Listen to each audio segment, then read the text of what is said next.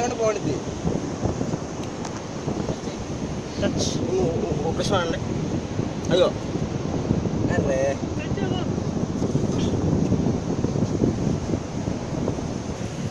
I am Naveen Kumar and the people who are standing here, our visitors and our members and our church members. He is Rajshekhar, he is working in Ishalandra. He is Samuel, he is working in Linus India. He is Barak, he is a businessman and he is my father and he is my church pastor, Pastor Nehemiah, and he is a doctor and he is Moshe and he is a mason and he is a mason and I am studying a degree final year in Vijayawada and this is a most location place in the world which the river and sea will meet here and that is Godavari river. This is the sea, Bay of Bengal Sea. So here both river and sea also meet here and this is a most occasional place and we came here to see the locations which was created by our God in the country, in the earth. So we are locating and we are seeing every location which was created by our God and I am very happy to see this. So, and our members will speak how they have feel by seeing this, by visited this. నా పేరు రాజశేఖర్ అండి. మేము విజయవాడ నుంచి వచ్చాం.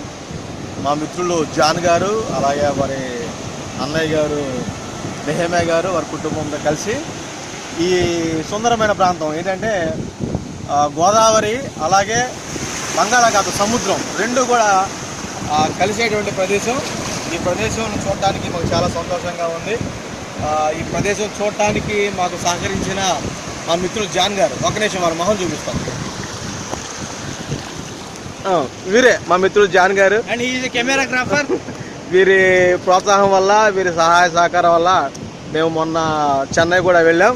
చాలా ఆనందంగా enjoy చేసాం. అలాగే మా బ్రదర్ నెహమ్యా గారు, అలాగే మోషే గారు, అలాగే భరత్ గారు, అలాగే మా భారత్ గారు, అలాగే మా చంటి గారు, ఇదిగోండి మా ముద్దుల చిన్న, మేమంతా కలిసి కూడా ఇక్కడికి వచ్చాం.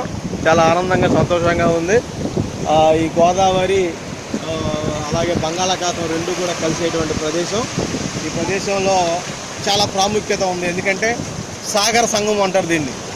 సాగరంలో ఈ సముద్రంలో నది కలిసేటువంటి ప్రదేశం కాబట్టి దీన్ని సాగర సంగమం అంటారు.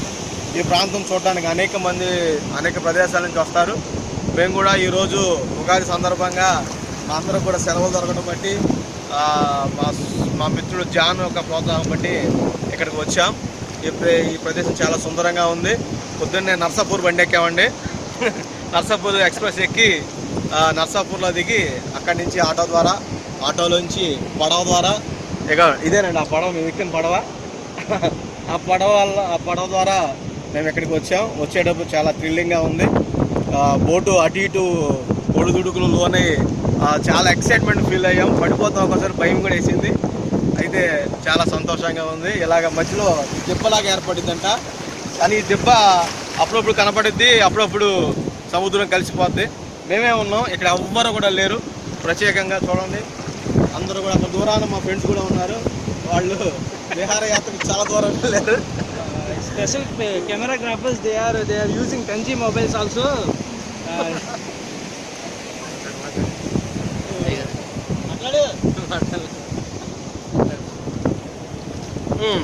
This is an island which is very beautiful to see. Experience చెప్పండి. మాట్లాడండి.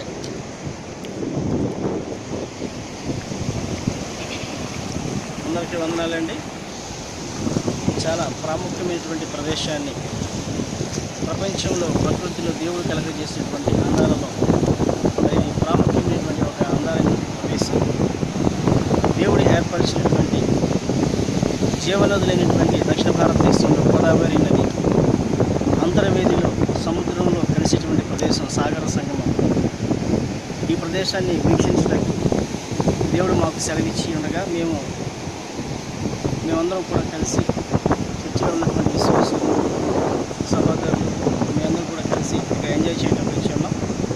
ఈ ప్రకృతి చాలా బాగుంది, ఆహ్లాదకరంగా ఉంది. కనుక ప్రతి ఒక్కరు కొంచెం వదిలేటువంటి ప్రదేశం కాబట్టి ఈ ప్రదేశాన్ని చూస్తూ దేవుణ్ణి గణపరుస్తూ దేవుని మహింపరుస్తాం.